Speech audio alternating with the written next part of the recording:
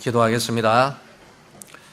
오늘도 하나님 은혜 가운데 이 자리에 예배자로 서게 하심을 감사합니다.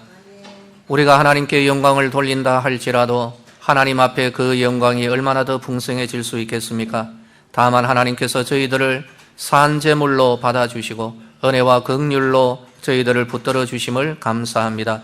이 한 시간 하나님의 마음을 알기를 원합니다. 주의 말씀을 겸손하게 받게 하시고 이 말씀이 우리의 삶 가운데 영의 양식이 될 뿐만 아니라 저희들에게 큰 힘이 되게 하옵소서. 예수님의 이름으로 기도드리옵나이다. 아멘. 할렐루야.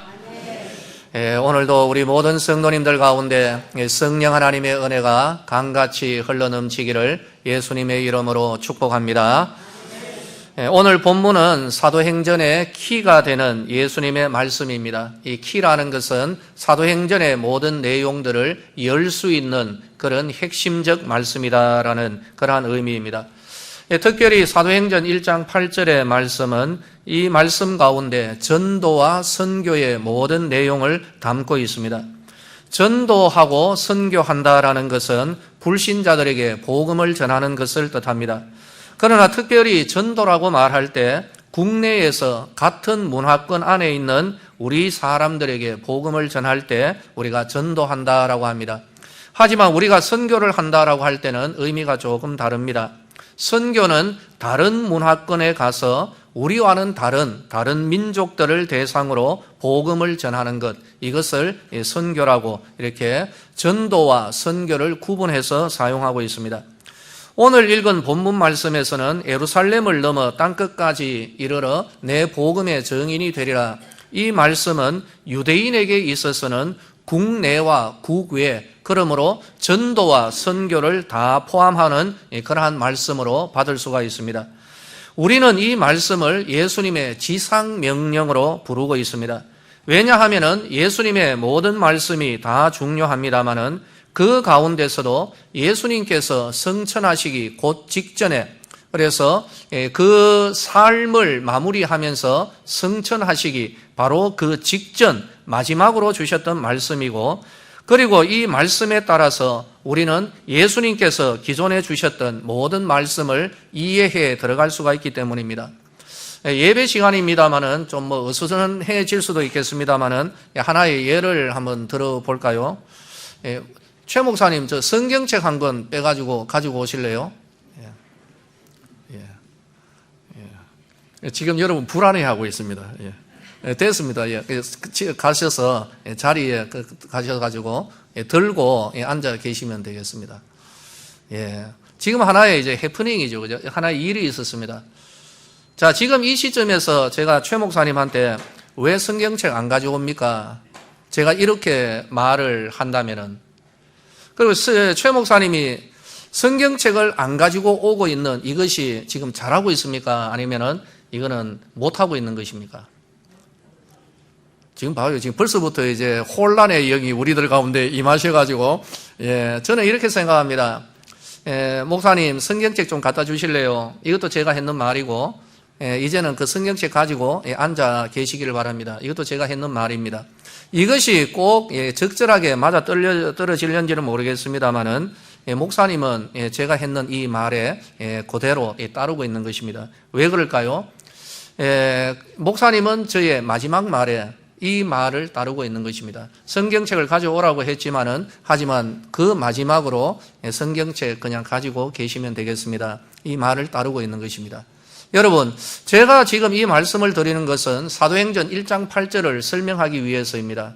예수님께서는 이 땅 가운데서 복음을 3년 동안 전하셨습니다.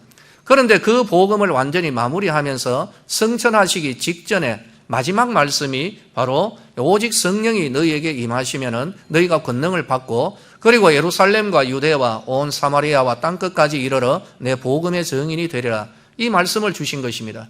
그래서 이 말씀이 예수님의 그 모든 3년의 복음 말씀을 쫙 볼 수 있는 그런 하나의 안경이 되고, 그리고 이어지는 성령의 행진인 사도행전을 볼 때 바로 이 말씀을 가지고 해석해 들어갈 수가 있게 되는 것입니다. 우리는 교회 안에서 이 선교에 대하여서 참 열정을 가진 분도 있지만은 때로는 이 선교에 대하여서 고개를 갸우뚱하고 있는 그런 분들도 만날 수가 있습니다.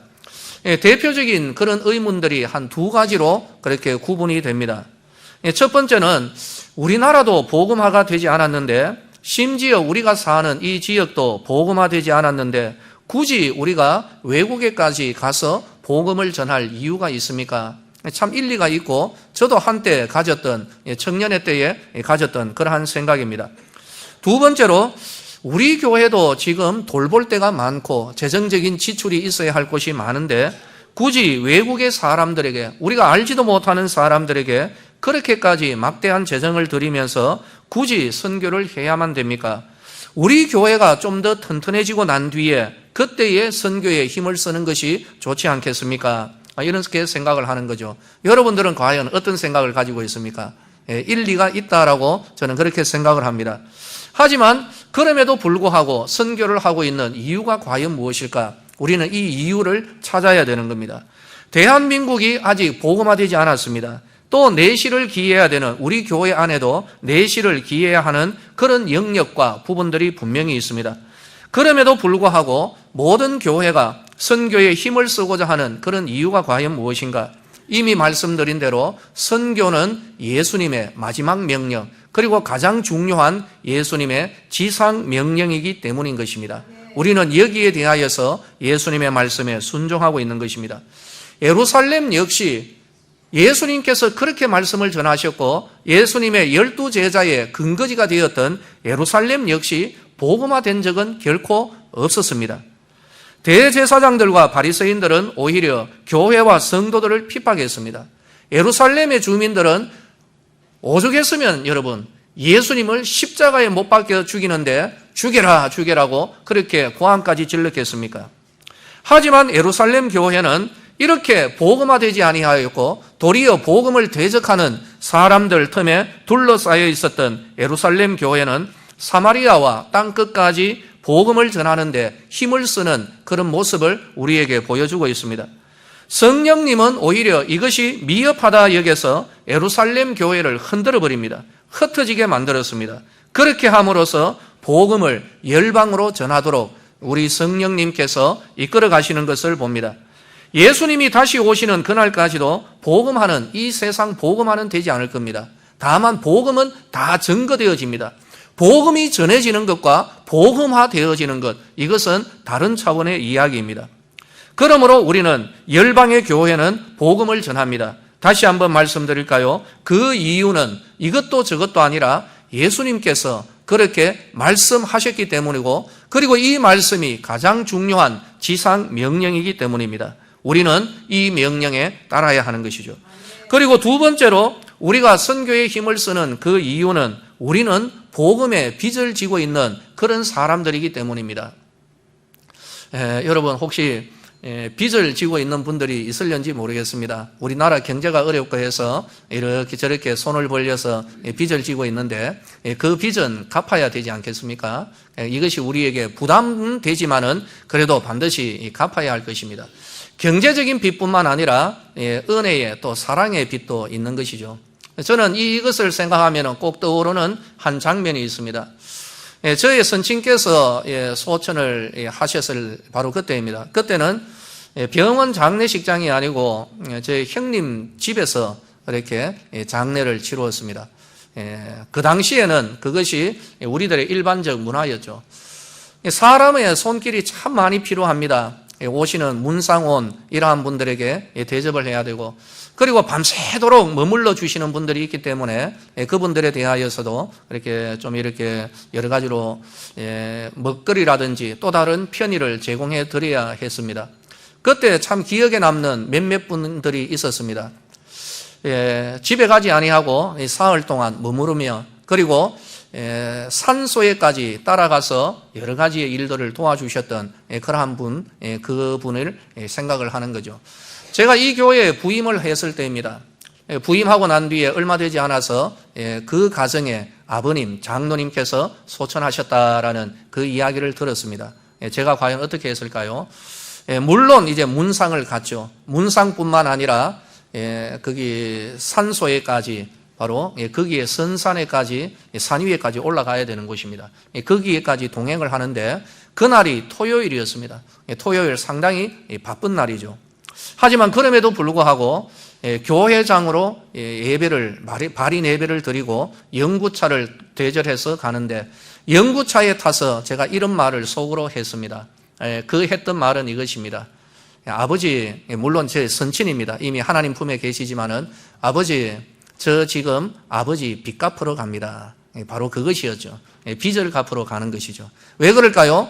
그분에 대하여서 지금 이 장례가 난 이 가정에 대하여 사랑과 은혜, 또 여러 가지의 이 영적인 빚을 가지고 있기 때문입니다. 그래서 저는 그 빚을 갚기 위하여서 비록 토요일이고, 그리고 어제도 문상을 했고, 또 다른 여러 가지의 예는 다 표했음에도 불구하고 바로 끝까지 그분이 오라고 말은 안 해도 저는 바로 그 영적 빚에 의하여서 이 빚을 갚기 위하여 바로 장지에까지 갔던 것입니다. 바로 이러한 원리로 바라볼 때에 우리나라는 선교에 대하여 큰 빚을 가지고 있습니다. 물론 예수님의 그 은혜이지만은 거기에 근거하여서 토마스 목사가 이 땅에 와서 제대로 선교 한번 해보지도 못하고 여러분 피 흘리면서 순교를 하며 이 땅에 복음을 전했던 것을 알 수가 있습니다. 그 외에도 수없이 많은 유럽과 북미의 선교사들이 이 한국에 들어와서 정말 이름 없이 빚도 없이 그들의 생명을 바쳐가면서 우리에게 복음을 전하였던 것을 우리는 알 수가 있는 것이죠. 이제는 우리의 차례가 되어야 되는 것입니다. 사도 바울은 이런 말을 했습니다. 나는 헬라인이나 야만인이나 모든 사람에게 나는 빚을 지고 있다라고. 우리들 역시 마찬가지라고 믿습니다.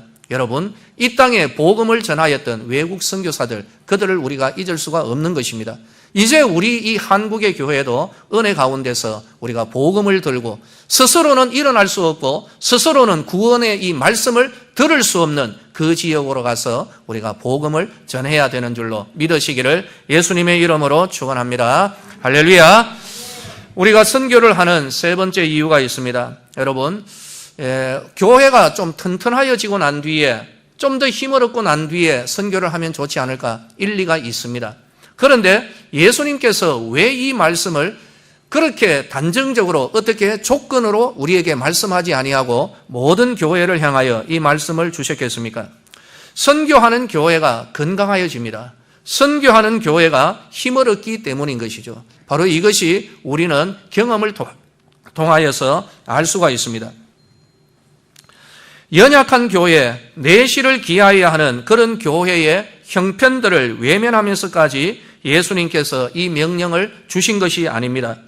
교회의 내실은 예수님의 지상 명령을 수행할 때에 교회에 영적인 힘이 주어지는 줄로 우리는 알아야 되는 것이죠.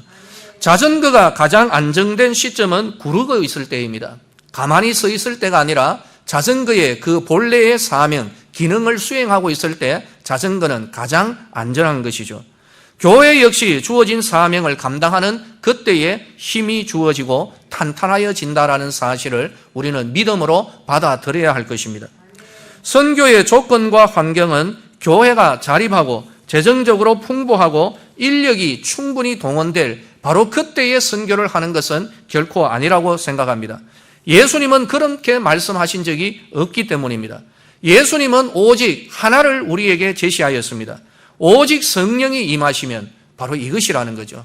너희들에게 재정이 확보되어지면 우리들에게 어떤 조건이 주어지고 우리들에게 선교사가 양육이 되어지면 바로 이러한 것이 아니라 오직 성령이 너희에게 임하시면, 성령이 너희들에게 감동하시고 성령이 지시를 하시면 바로 여기에 복음 들고 하나님의 말씀을 외칠 것을 예수님이 말씀하셨기 때문입니다. 그 대표적인 교회가 안디옥 교회였음을 우리는 압니다. 안디옥 교회가 하나님 앞에 엎드려 기도하고 있을 때 다른 어떤 조건이 충족된 것이 아니었습니다. 안디옥 교회의 재정이 풍부하였던 것도 우리는 정확하게 알 수는 없습니다. 다만 안디옥 교회가 하나님 앞에 기도하였을 때 성령이 지시하여서 바울과 바나바를 선교사로 파송하는 모습을 볼 수가 있기 때문입니다. 여러분, 선교에 있어서 진정한 동력이 무엇일까요? 돈일까요? 환경일까요? 사람의 숫자일까요? 이기에 대하여서 예수님은 말씀하지 않았습니다. 예수님이 말씀하신 것은 오직 성령이 너희에게 임하시면, 성령이 감동하시면, 성령님이 지시하시면 너희들이 바로 복음 들고 이 말씀 들고 나아갈 것을 우리에게 말씀하신 것입니다. 사랑하는 성도들이여, 성령의 지시대로 바로 그 길로 나아갈 때 저는 믿는 것이 바로 이것입니다.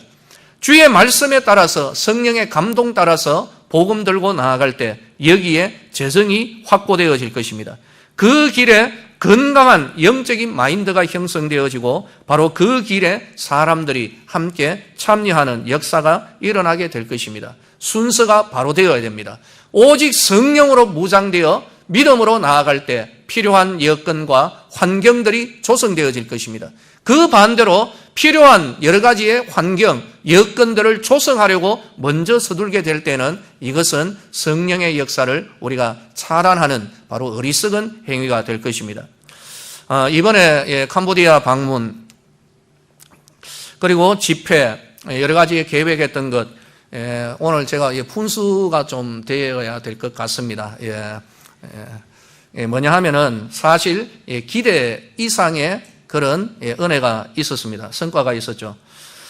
주제는 캄보디아 현지 교회의 자립과 재정의 문제였습니다. 일전에 우리 성도님들께 한번 말씀을 드렸죠. 캄보디아 사역자들 가운데 하나의 문제가 있었다라는 거죠.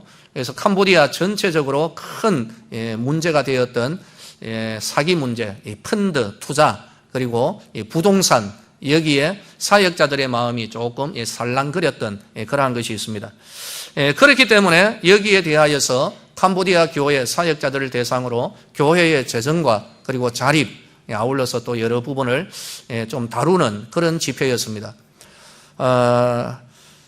그리고 그 집회는 이때까지 했던 것과는 좀 달리 선교사님이 아주 마음을 후하게 먹었습니다. 그래서 선교사님 표현은 이때까지 우리는 콘크리트 바닥에 앉아서 집회를 했다. 그리고 밥을 먹을 때도 땅바닥에 앉아서 그렇게 먹었습니다. 저도 그렇게 먹었습니다. 예전에 한번 참석을 샘 목사 안수를 받고 갈 때 그때 제가 참여하여서 땅바닥에 앉아가지고 그렇게 먹었습니다. 아주 열악한 환경이었습니다. 그런데 이번에는 은혜 가운데 4성급 별 4개, 여러분 별 4개는 대상입니다. 그죠? 이 4성급 5개 사령관으로는 갈만한 재정은 되지를 않았고, 은혜 가운데 어느 한 분이 장로님 아내 되시는 권사님이 거금이죠. 1,000만 원을, 그것도 잘 사는 분은 아니었습니다. 다리, 그죠? 차 다니는 다리 있죠. 그 다리 밑이 굉장히 좋은 장소입니다. 그죠? 다리 밑에 과일을 파는 노점상입니다. 이 말은 가게도 없는 그러한 분이라는 의미가 되겠죠. 그런데 올해 여름철에 왜 그렇게 이 과일이 잘 팔리는지 자기도 놀라는 거죠. 그래서 그 모든 수익금을 들고 은행으로 달려가기 전에 먼저 하나님 앞에, 하나님 왜 이렇게 부어주십니까? 그래서 주신 마음은 바로 이쪽으로 프로잉 선교지로. 그래서 선교사님은 이걸 들고 지금 현재의 문제와 사역자들의 이 마음을 좀 다독일 필요도 있고 여기에 대하여서 좀 강력하게 말씀으로 들어가야 할 필요도 있다는 거죠. 당근과 채찍 이것을 겸하였던 것입니다. 그래서 4성급 호텔 과감하게 11,000만 원이면 한 수십 명 정도는 되겠다 해서 그렇게 시작을 했는데, 시작하고 보니까 2배, 3배의 인원이 참석해서 완전히, 그럼에도 불구하고 그 모든 재정은 이렇게 쌈박하게 다 채워져 가는 것입니다. 여러분, 저거 조금 전에 말씀드렸죠. 어떤 일을 할 때 여건과 환경 먼저 조성하려고 하면은 못합니다. 그러나 이것이 꼭 필요하다. 하나님, 우리가 믿음으로 나아갑니다. 그렇게 나아갈 때 그때그때에 하나님께서 하늘문 여시고 채워주시는 은혜의 역사가 일어나는 거죠. 바로 그 권사님도 이번에 참석을 했습니다.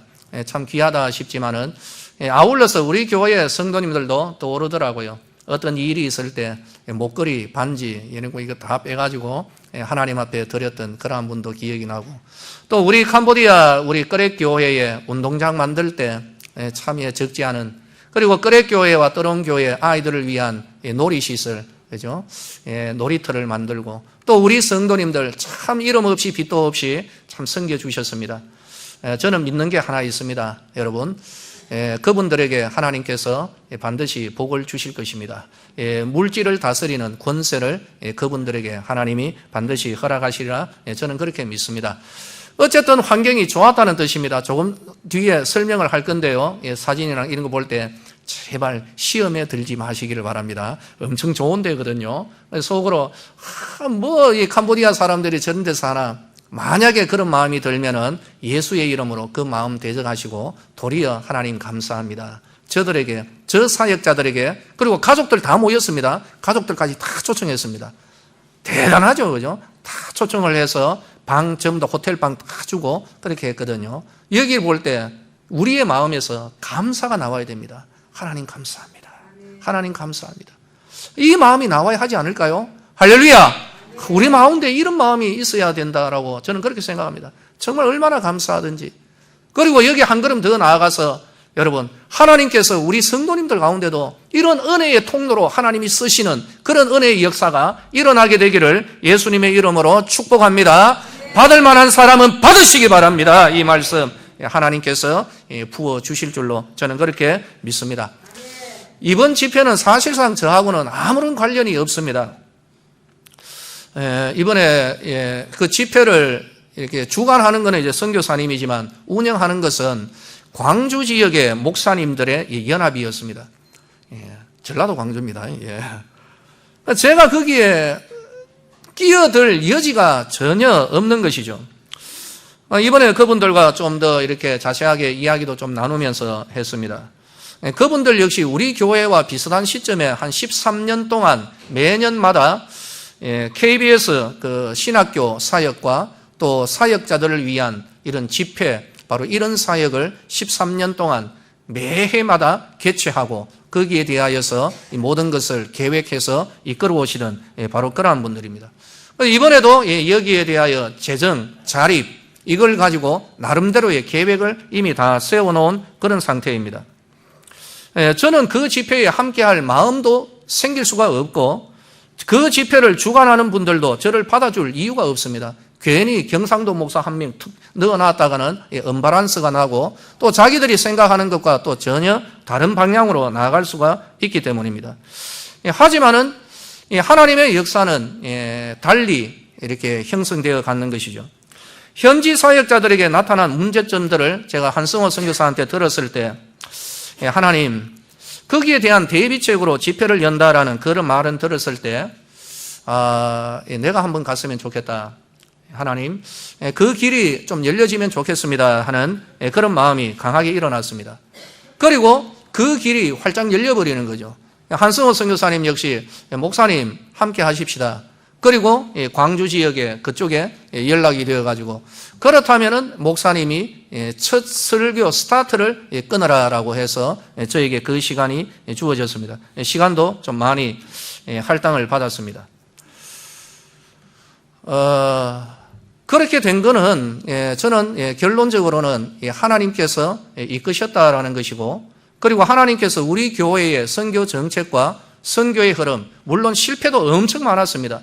바로 이 실패와 더불어서 이때까지 제가 고민하였고 우리 성도들과 함께 고민하였고 여기에 대하여 해결책이 과연 무엇인가 이런 대안들을 그래도 나름대로 이론적으로는 가지고 있었기 때문입니다. 첫 시간이었습니다. 제가 분수가 좀 되어야 되겠다라고 말씀을 드렸습니다. 찬송을 하면서 좀 준비하고 있는데 성령님 오늘 함께 하실 것 같은 그냥 이거는 제 마음입니다. 아니나 다를까 첫 시간에 길이 확 열려버렸습니다. 놀라운 은혜였습니다. 한국에서 온 그 목사님들 그리고 같이 왔던 분들 먼저 이분들에게 성령의 은혜가 임하였고 한승호 선교사 역시 온전히 자기의 그 고민, 한국의 목사님들의 그 고민과 또 나아가야 할 방향 또 이러한 여러 가지의 것들이 확 뚫려지는 그런 은혜의 시간이 되었죠. 왜 그럴까요? 그것은 제가 우리 교회가 10수년 동안 생각하고 소중하게 생각했고 갈 길에 대하여 고민했고 실패했고 여기에서 우러나온 하나의 말씀의 시간이었기 때문입니다.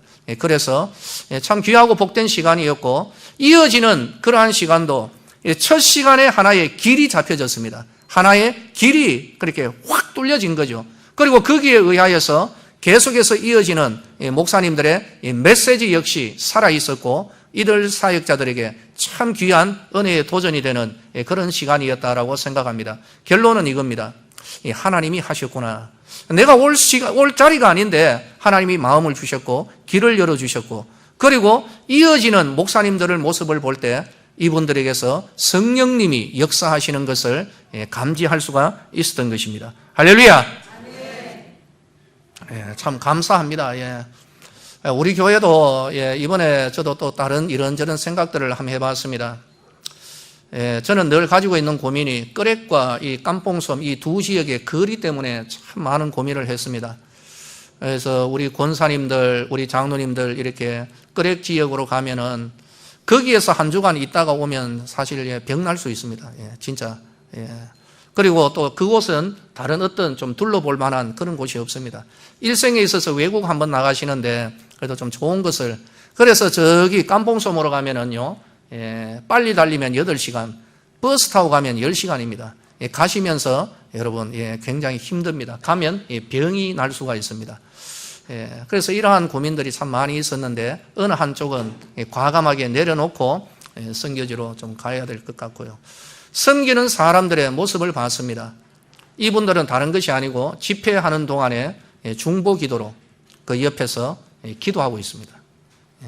말씀 전하시는 목사님과 그리고 참여하고 있는 이 사역자들을 위해서 기도하는 팀이 있는 것이죠.